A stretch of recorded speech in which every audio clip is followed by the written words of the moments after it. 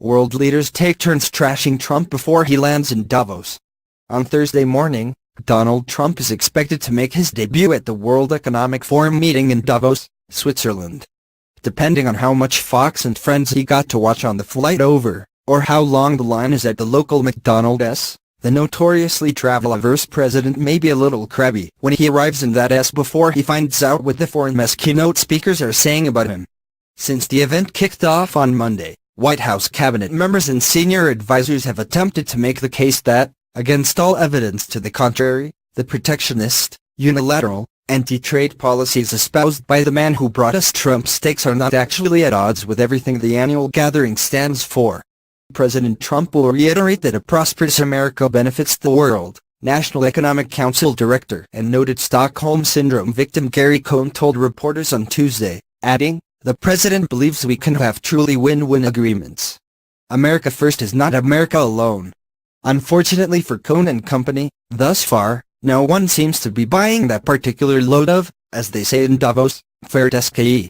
Ahead of Trump's arrival, world leaders have essentially used their speeches to take turns shading the 45th president's America First approach. On Wednesday, German Chancellor Angela Merkel said that, as a country that wants to help solve the problems of the world, Germany don't think shutting ourselves off and isolating ourselves will lead to a good future. In order to solve current and future problems, she said, multilateral solutions should take precedent over unilateral, protectionist course of action.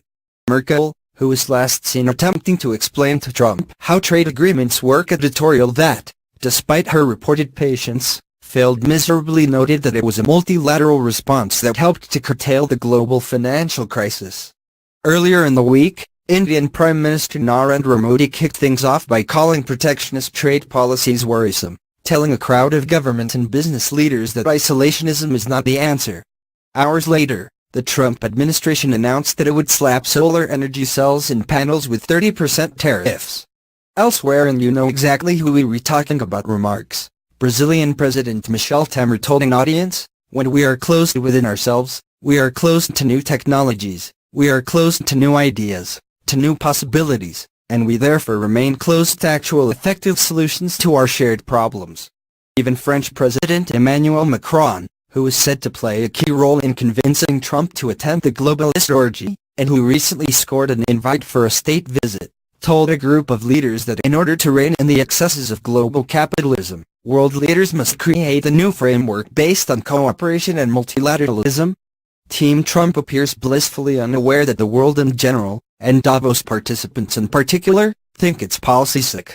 On Tuesday, in response to the news that 11 nations, including Canada, had reached an agreement on the Trans-Pacific Partnership sans the U.S., Treasury Secretary Steve Mnuchin told reporters that the administration is a fan of bilateral trading agreements and that anyone who wants to do trade on a reciprocal basis with the U.S. is free to